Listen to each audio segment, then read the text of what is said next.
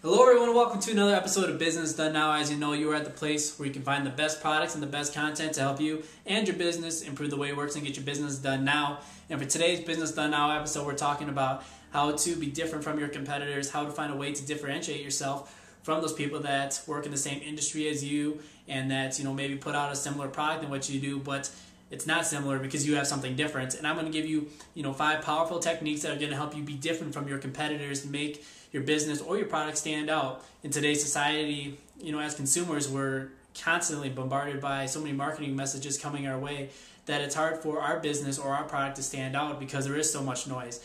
But with these tips that I'm going to give you today, it's going to be like cutting through that noise just like a knife through warm butter, and you're going to have success. So let's get into it right away, and let's talk about those 5 ways that you can make your product and your business stand out.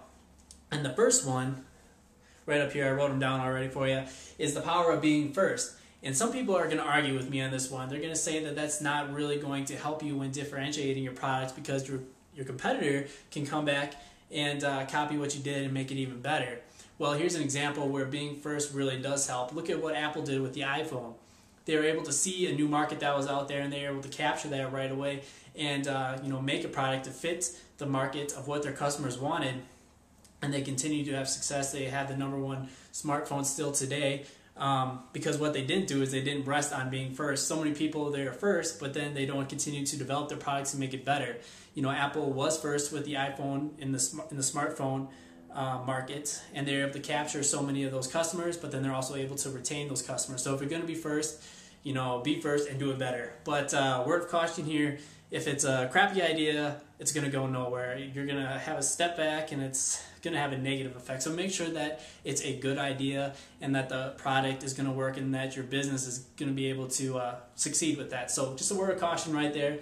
But moving on to the second one is having a powerful attribute. And this is probably the #1 way to differentiate yourself, is finding an attribute that is different from the leader in this area. So maybe you aren't the leader in whatever you do, but find something that makes your product different. So many people have a tendency to just copy what the leader's already doing, but if you can find something different, that's really going to make your product stand out or your business stand out. Look at what the Flip Cam did in the industry of all the different camcorders that we have. It did something different with the USB arm that flips out to the side that we're able to import into our computer right away and upload our videos faster, put them on YouTube, and make edits faster. So they're really able to capture the idea of having a different attributes and really reach out to those customers that are looking to upload their videos faster and easier. So that's probably the best way to look at being different with the product, is to have a powerful attribute and not have the same one as what your competitors have.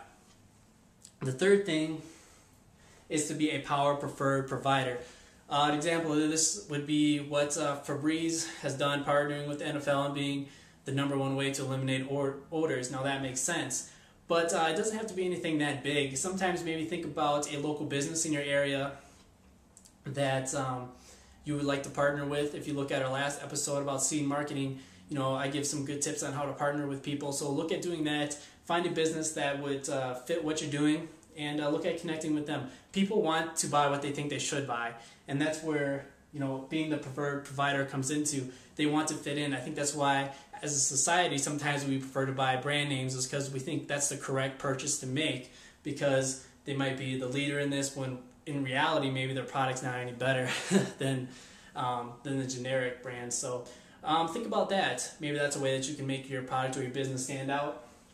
The third one is being seen as an expert. So the power of having more knowledge and expertise. A way to really make yourself stand out is to really focus on one area and to overwhelm your customer with knowledge and expertise in so many ways. And we see a lot of people do that with content now, is just making yourself available and giving them everything that they need to succeed. So look at being an expert in your field as well. You'll have success there.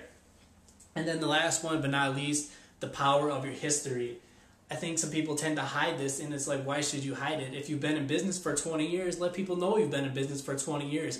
People translate history as being a leader or being that expert in that area. So don't hide it, and put it out there so that people know you've been in business for that long. And it also has that comfort factor. People feel comfortable working with the business that's been established for so many years.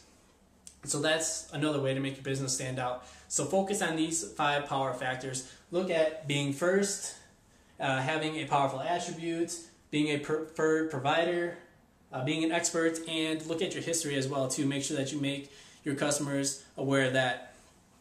So there you go. There's 5 powerful techniques on how to make your business or your product stand out from your competitors. And let me know if you got some other tips for our viewers as well. Put them down in the comment section. Let them know how they can differentiate their product or their business from their competitors. And I guess that's about it. That's it for today's Business Done Now episode, and I'll see you on the next Business Done Now episode.